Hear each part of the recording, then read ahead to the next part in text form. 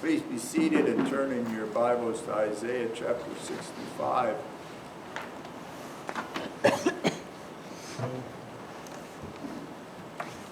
I heard something interesting. I thought Isaiah was one of the books that had the most words in it. Do you know which book in the Bible has the most words by count Psalms? in it? Psalms? Psalms? Nope, not Psalms. That surprised me too. Not Psalms. Psalms has the most chapters.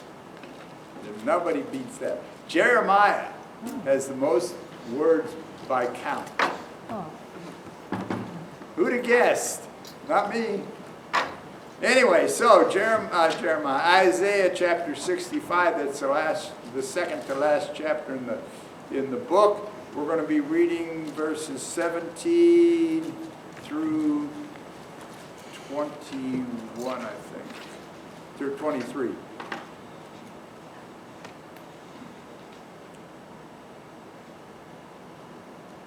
For behold, I create new heavens and a new earth, and the former things shall not be remembered or come to mind. But be glad and rejoice forever in what I create. For behold, I create Jerusalem but for rejoicing, and her people for gladness. I will also rejoice in Jerusalem and be glad in my people. And there will no longer be heard in her the voice of weeping and the sound of crying. No longer will there be in it an infant who lives but a few days, or an old man who does not live out his days. For the youth will die at the age of 100, and the one who does not reach the age of 100 shall be thought accursed. And they shall build houses and inhabit them, and they shall plant vineyards and eat their fruit. And they shall not build and they shall not build and another inhabit. They shall not plant and another eat. For as the lifetime of a tree, so shall be the days of my people, and my chosen one shall wear out the work of their hands. They shall not labor in vain, or bear children for calamity, for they are the offspring of those blessed by the Lord, and their descendants with them. Amen. So,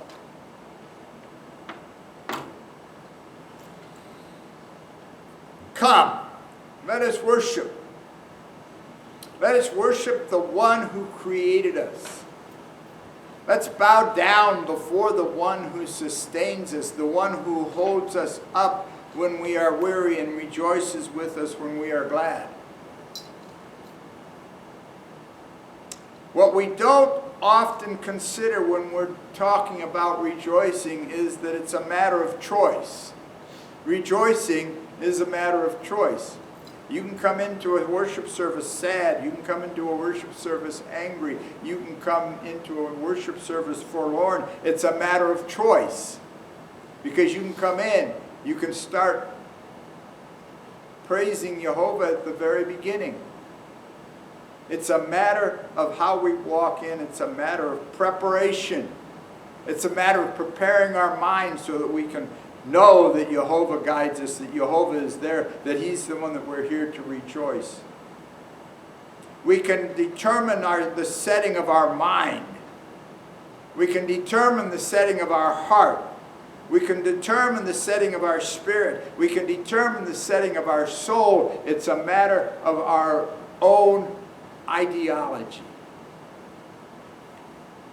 We don't have to be angry. We don't have to carry what is outside into the sanctuary with us. We can leave it at the door. It is possible. It's how we look at it, how we want to think about it, how we want to position our desire to be in His house before the throne of El Elyon, the One Most High. If we want to focus,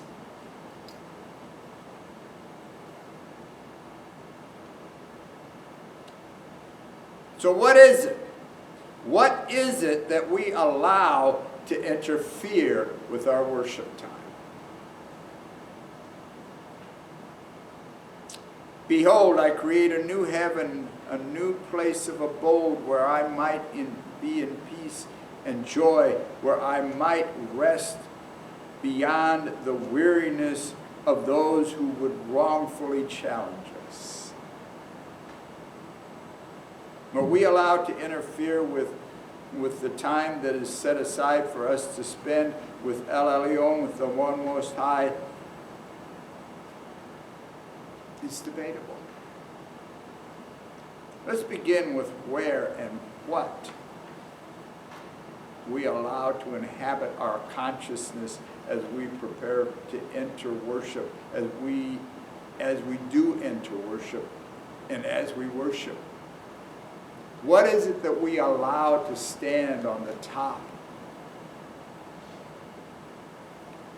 Do we welcome worship? Or do we treat worship like it's a duty, like it's an obligation? I have to be here. I have to be here. So maybe we treat it like an obligation that we have to endure out of a sense of obedience because he told us to worship. The obligation of the law tells us that there is a time for us to commune, a time for us to end what's beyond us. There's a time that we need to set aside in the presence of grace. Time of love. Or are we so concerned about what other people think, about what other people want us to do, about what other people desire of us, that we can't focus on the one that we're here to focus on?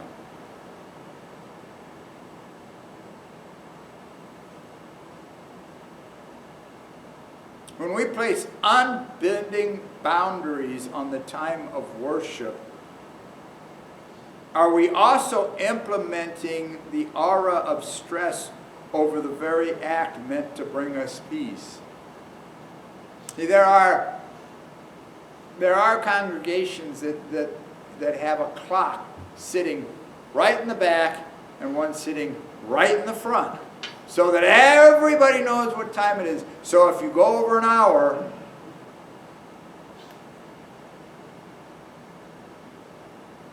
I still remember, and I think I've said this before, but I can repeat it. I still remember when I first went to White Cloud, and the fire barn was right across this, literally right across North Street from the church, and the fire chief and the assistant fire chief were both members of the church, and so was half the congregation. And the fire alarm went off at noon every single day. Not just Sabbath, every single day the fire alarm went off at noon to tell you it was noon. And I was told that if I did not have the service over by the time the fire alarm went off on Sabbath day at noon, everybody's going to get up and walk out. And then the tornado came through town. Didn't damage any of the buildings, but it took down that fire alarm. Fire chief says, okay, we've had enough. Do we do that? Do we have this obligation that we have to be out of here? And if we do, what is more concern for us? Whether we're hearing what Jehovah has to say to us, how he wants us to treat him, or are we more concerned with, you know what, I have something else that I want to do on Sabbath day. Hello. I have something more important to do. I cannot spend my whole day. I cannot spend my whole day in church. I remember that. My fraternity was right down the street from the Seventh-day Adventist church. Like about 2 blocks. But you could see from my fraternity, from the frat house, you could see down and on the other side. And these cars on Saturday, they were all around that church until almost the time for us to go to supper. Consider that.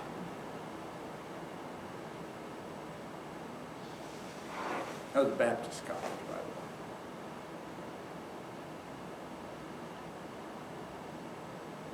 the way. Do we welcome worship, or do we treat worship as a duty, as an obligation that we have to endure?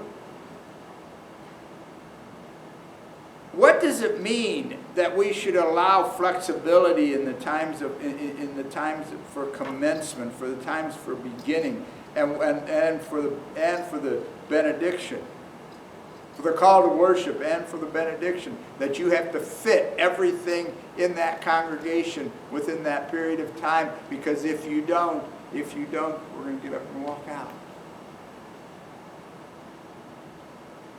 Consider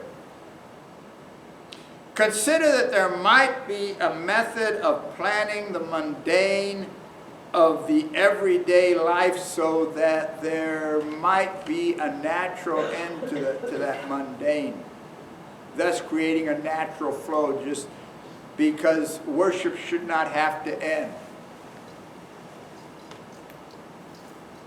I want to say, I probably shouldn't because I probably have the wrong one, but I want to say that it was Erickson Cooper's ordination service, and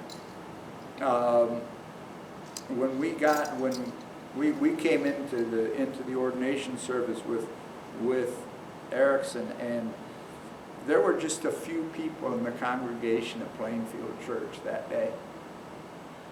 Just a few people. There weren't a whole bunch.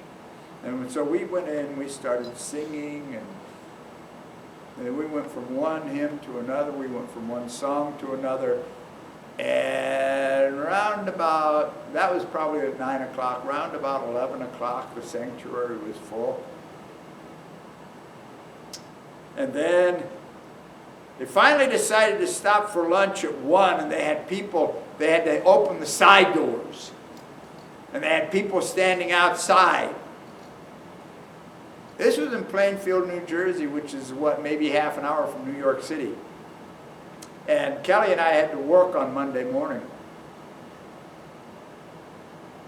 We left at 8 o'clock, and that church was still rocking. And it was still full, and there were still people outside. We had to there was a 5-hour drive from New York City back to Marlboro.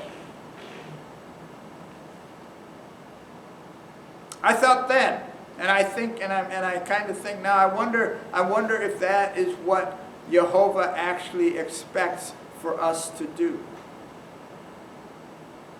Set the Sabbath aside for Him. Only Him. Nothing else. Often we consider that Sabbath is relegated only to Sabbath day, and sometimes I'm right there with you. It's only for Sabbath day. Am I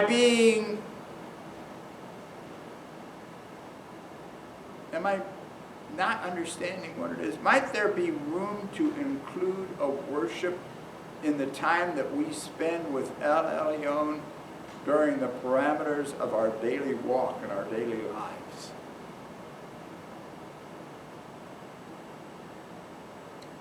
Ouch. You know what? That interferes with my concept that I can work. In other words, I can squeeze my daily prayer time into the path of other mundane tasks that I have to do. You know, like maybe my daily commute. I can squeeze my prayer time into however much time it takes me to get from my house to my job. And then I have done my obligation of prayer with the Lord on that day.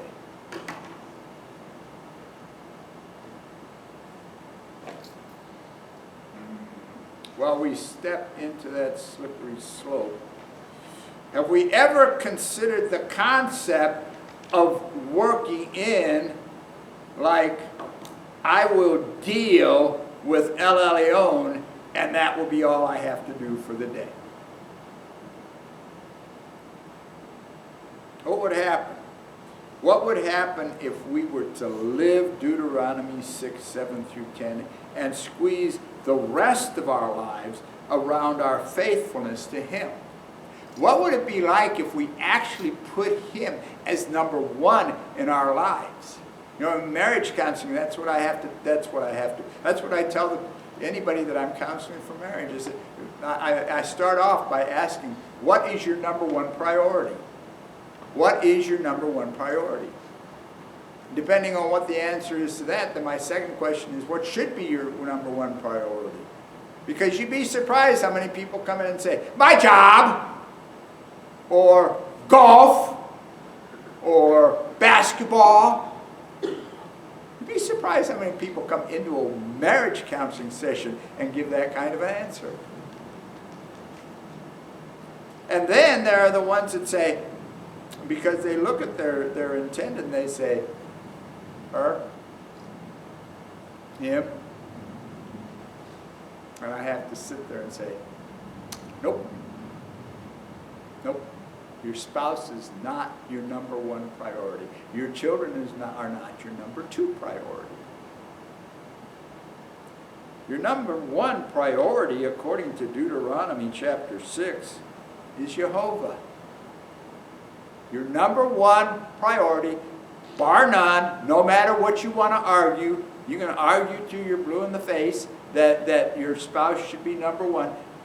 I'm going to tell you, nope, because if you do not know how to treat Jehovah, you don't know how to treat your spouse.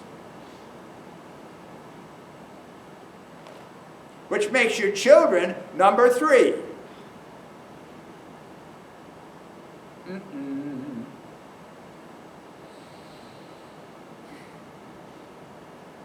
Bold we approach the eternal throne without the blinders of what we see as essential. It might be a difficult task if we work a 9-to-5 job where we have to be in certain places at certain times, that we need to feed and protect our families. Maybe, or maybe we can realize that we can have Jehovah as number one and still work our 9-to-5 job. Even in your job is, I don't care what your boss says, your job's still not number one.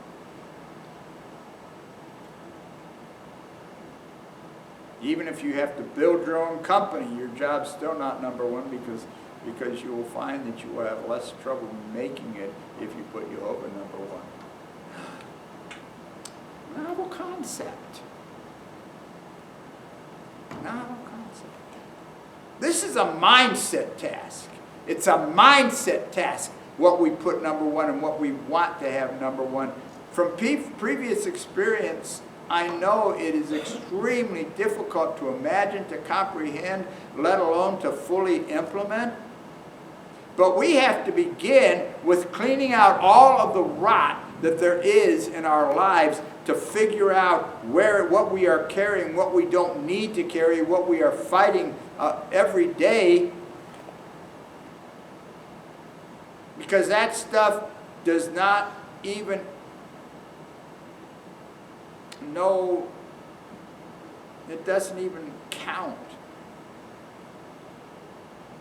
To figure out that we are all going to begin our lives on a certain day, and we're going to end our lives on a certain day, and everything that comes in between when you began and when you end does not matter. It does not matter if you do not have a relationship with El Elyon, with the one Most High. It doesn't. We think it does. What's going to happen if I lose my job? What's going to happen if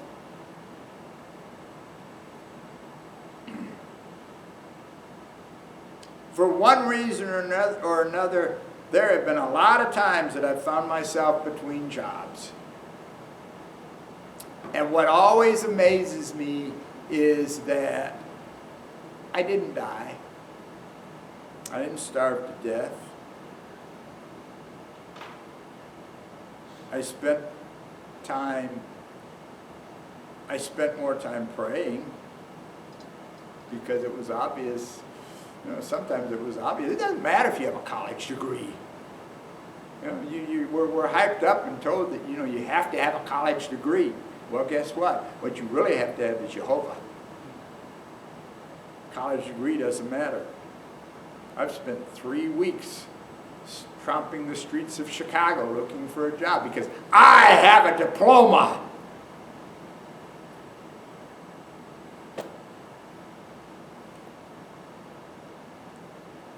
Now I look back and I wonder, where did the train fare come from to get me from Valparaiso to Chicago? I don't remember. I know it didn't come from my parents.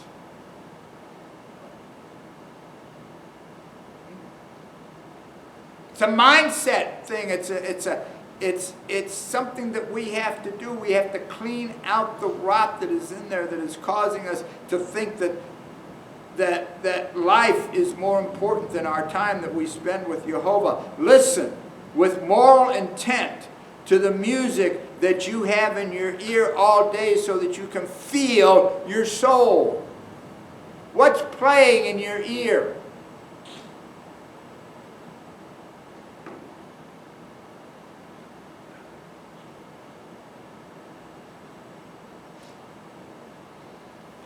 You know, we've been warned by medical professionals that there are many beats that can break your eardrum. I was talking with somebody yesterday and they brought up the point, yesterday, day before, I don't remember, but anyway, they brought up the point that it's possible that if you sat in front of one of these big huge speakers and it was beating and beating and beating, and what's to say that doesn't, because it is a force. If you've ever sat in front of one, you know that there's a force there, and if that force keeps beating and beating and beating, what does that do to the inside of your body? You ever thought about that? When I was young, I didn't. I thought it was cool.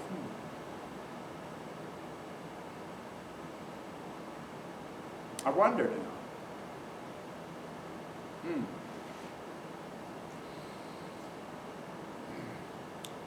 Even if we cannot understand the words of some of the songs that are out there playing, if you cannot understand the words, did you know that they can be impressed in your brain as independent words? You know, we hear some of this music, and who can understand some of it? I know that my parents said the same thing about rock and roll, but you know, how many of you can think back to songs that were played on the radio that you still know every word to? How many hymns do you know by heart? How many psalms? How many Bible verses? But man, I can still remember the Beach Boys. Paul Revere and the Raiders.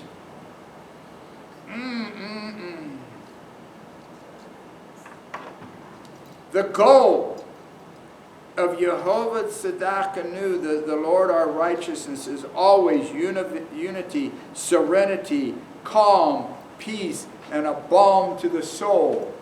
How many of those songs that we listened to, how many of those songs that we played gave you peace? Oh, I've had 30-some teenage boys living in my home, not all at once. I had 30-some, and every one of them would have said, you know what? These rock and rolls, Guns N' Roses, that's when the Guns N' Roses, some of those songs, they said, this calms my soul. Really? Really?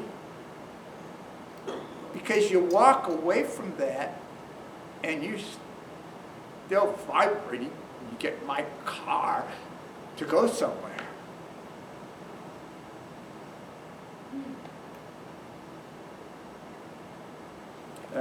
We want to say that it calms.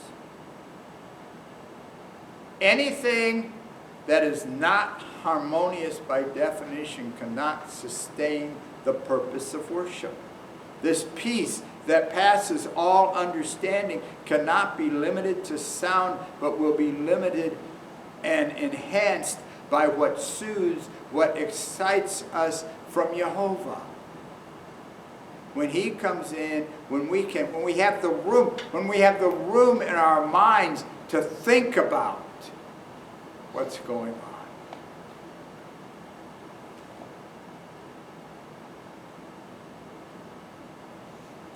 How many of us like to go to the movie and watch adventure stories? You know, where they bring you to the edge of the cliff. Bullet, that's the one. A friend of mine and I were watching Bullet when it first came out in like 1970 something, and we were in the front row of the balcony. And there's a scene in it where the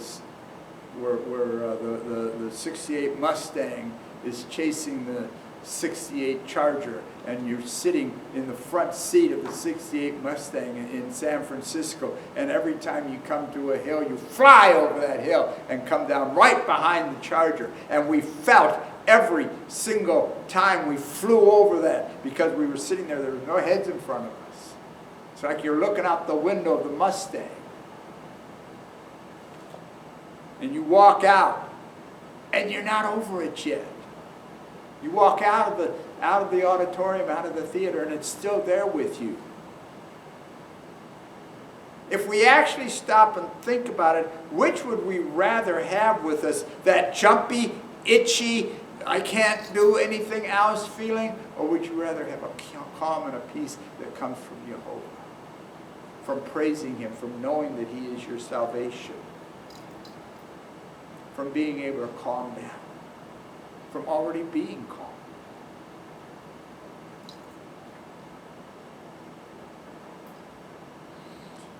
How can we possibly know that what is presented in our domain either enhances or distracts from our worship experience? There are some questions that we need to ask ourselves when it comes to both our worship time and our idle recreation time. That time that behavior manifests our entertainment. Why is it that Jehovah tells us that we should be focusing on him every minute of every day? If you're flying over the hills of San Francisco, can you focus on Jehovah? If you've got that tightness in your chest because of what's just happened, surprising you, there's another one that's called Waiting Until Dark. There's this blind woman who's hiding from a perpetrator in her house. And all of a sudden in the theater goes dark, and somebody jumps out from behind a corner with a knife, and everybody screams. Are you thinking about Jehovah? Or are you so shaken up inside of you because that guy with the knife, he was coming after you? We internalize that. We put that stuff in our hearts and in our souls and in our minds, and that's what we think about, and that's what we go with. What we have running around in our heads, the music that we have running around in our heads, if you're talking about divorce and somebody going out with somebody else's spouse, are you thinking about Jehovah? Or is that putting something else in your soul?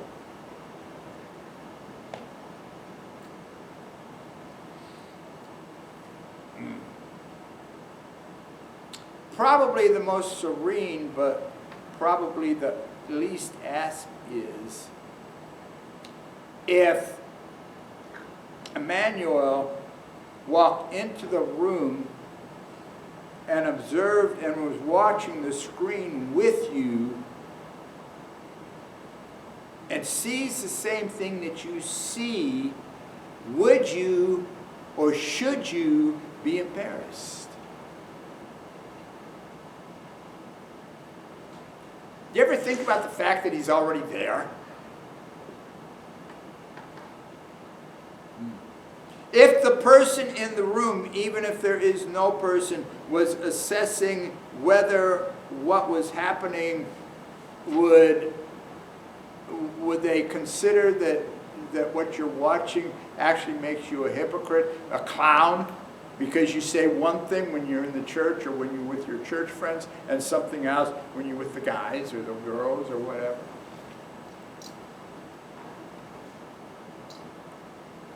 Perhaps less important to us, in accord with our own personal opinions, would you invite another member of your church to join you in a church-related activity that was going to go see Wait Until Dark? That scene that I just told you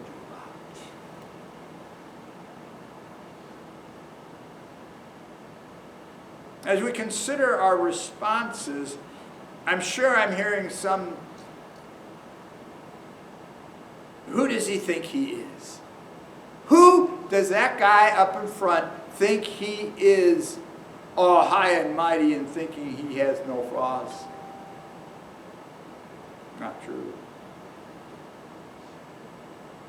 These are not answers that we can give without prayer and much self-reflection. We all have our preconceived, very personal, fully judged notions on what Joe Churchman should be doing with his life. Or probably is doing with his life. He's being bored.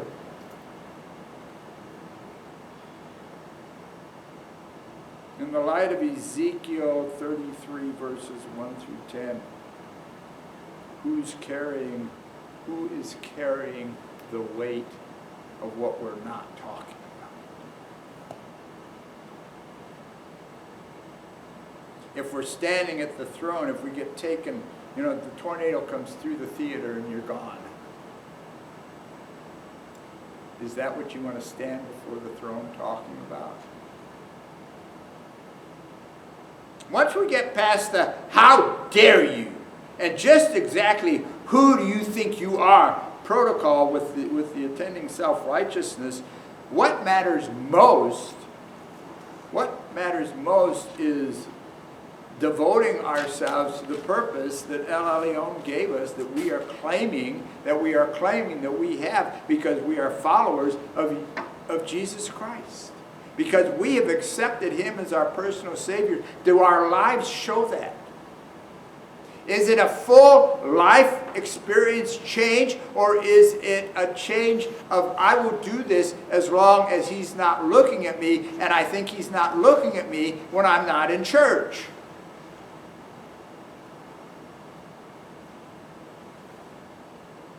Is the extent of our involvement so that we are incorporating worldliness into our experience because we don't want to be that fanatic?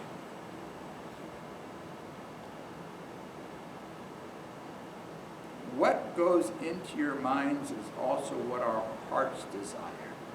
So if our desire is for loud noise and clanging cymbals that cover up the still small voice,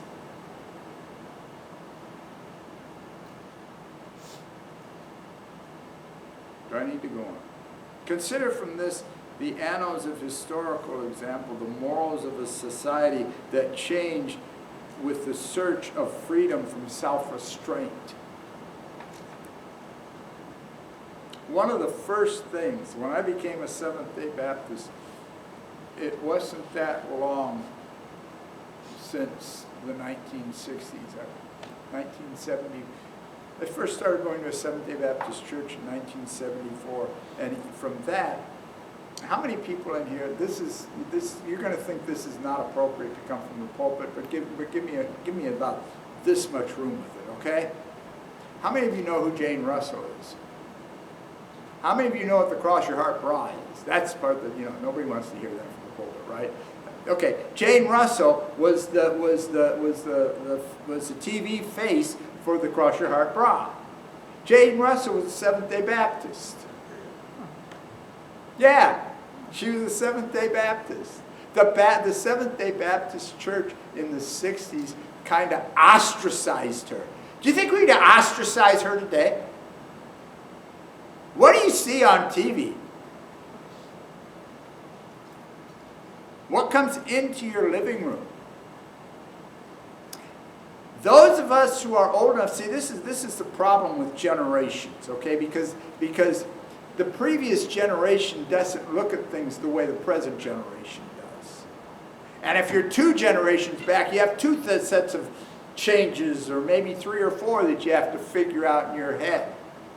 Do you know that there was a time when even married couples on movies slept in twin beds? Every movie where you saw them, and before that, you didn't go into the bedroom at all. But then they started going into the bedrooms. And so when they went into the bedrooms, they had them sleeping in twin beds. Like brother-sister kind of thing. Okay? And then suddenly they're in the same bed.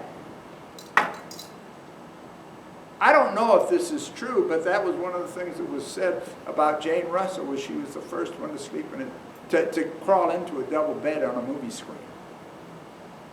That one, you're welcome to look it up. That you could put that under what AI, artificial intelligence. Okay, I would have to admit that either it's artificial intelligence or hearsay.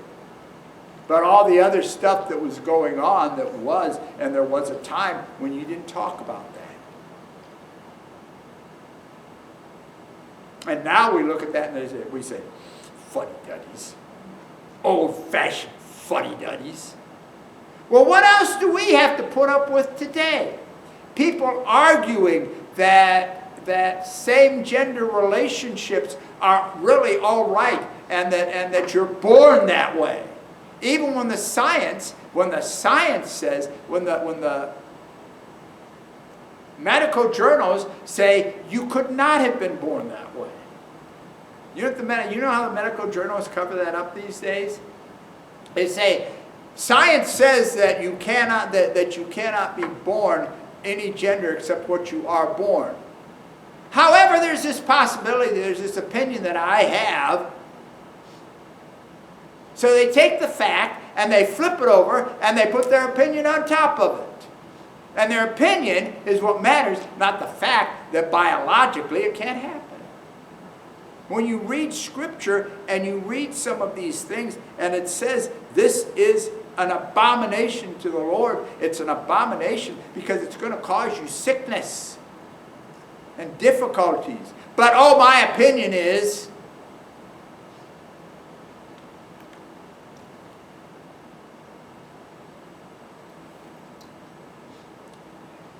do you know what really boggles my mind is that I don't care what fecal oral disease we're talking about.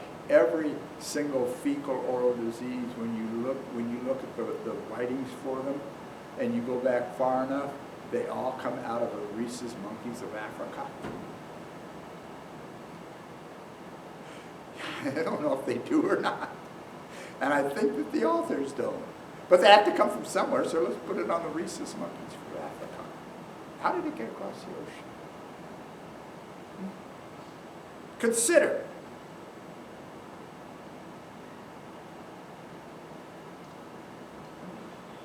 Whatever we choose is an acquired taste and is carefully crafted in rebellion or calming appeals to deliver our souls from torment. Consider this from the annals of historical example. The morals of a society change with the search for freedom from self-restraint. I know that one of the reasons that Jehovah told me that my first degree had to be in sociology was so that I would understand what sociology does, or that society defines the moral basis for the next society. Think about it.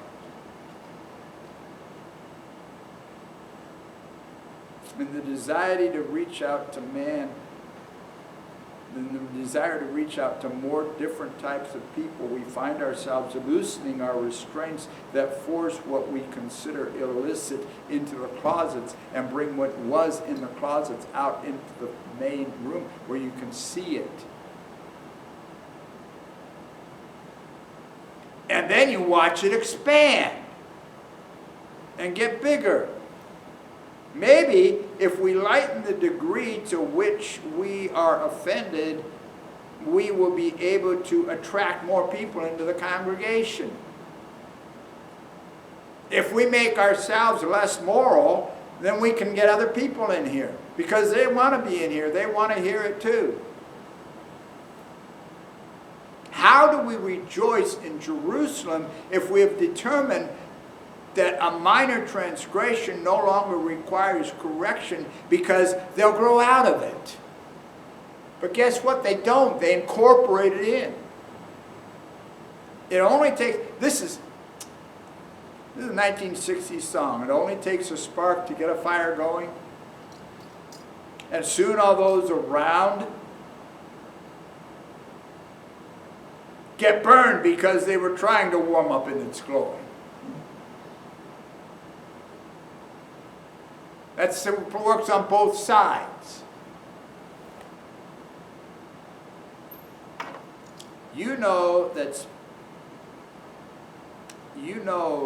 I hope you know anyway, that spontaneous combustion requires a self-heated environment. In other words, the only reason you get a fire started in a stack of hay is because the pressure from the outside pushes down on it so much that it gets hot in there, and then it will burn outside. So it doesn't matter how wet the hay is on the outside, it starts in here where it is dry and hot and gets hotter and hotter and hotter. So if we do not provide the catalyst, then we start the spread of fuel. If we're not allowing it to fester and get hot and burn, but see, we do not have time for that which excites us unless that excitement is something that we learn. Deuteronomy 6 must be instilled into our hearts and our souls, lest we learn to crave that which festers.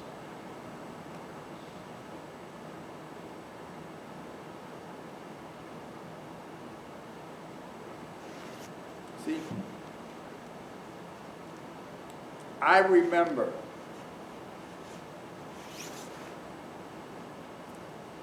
how many of you can raise your hand or not, I don't really care, but how many of you guys remember The Big Valley? The movie, the TV Western, The Big Valley, okay? My parents wouldn't let me watch that. My parents would not let me watch it because it involved, I think his name was Heath, the one son that was not related to the mother. And they would not let me watch it because it had an illegitimate child trying to get his half-brothers and half-sister to accept him so that their mother would accept him so that he could inherit part of the ranch. My parents were not, it was such an incredibly inappropriate movie or TV series to watch. Today's kids, that's nothing. That's nothing. But see, we will argue, and I argued with my parents I told my parents that Elvis Presley sang gospel music. Because he did. Therefore, Elvis Presley's cool, right? Except that he also sang the other stuff. And we look back and we go, that wasn't anything.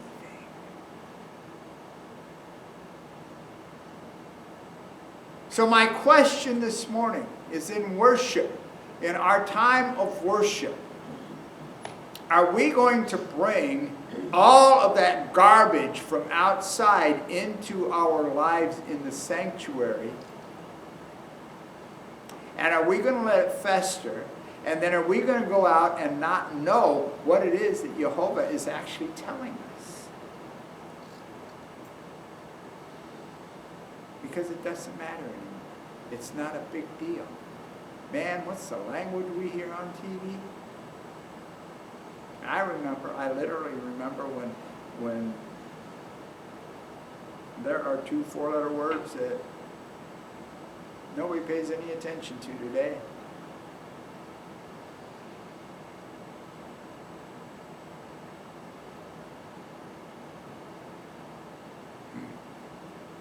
What are we going to do with it? Wilt thou restrain at those things that cause us to loosen our ability to listen and to hear with moral intent? Or are we going to change the moral intent? Our closing hymn this morning is number 382. Be thou my patient. You, Jehovah. You, El Elyon. Be thou my patient. Stand together as we sing.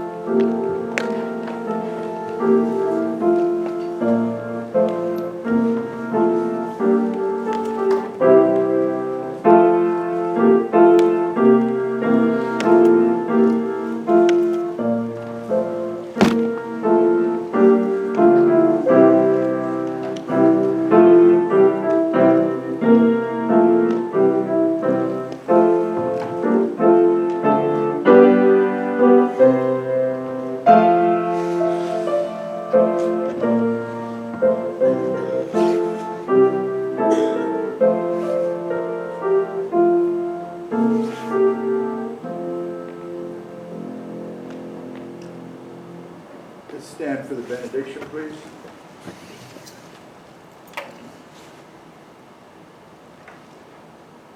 Therefore, he is able also to save forever those who draw near to Adonai through him, since he always lives to make intercession for them.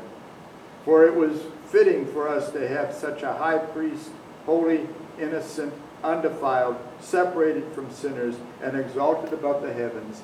Amen.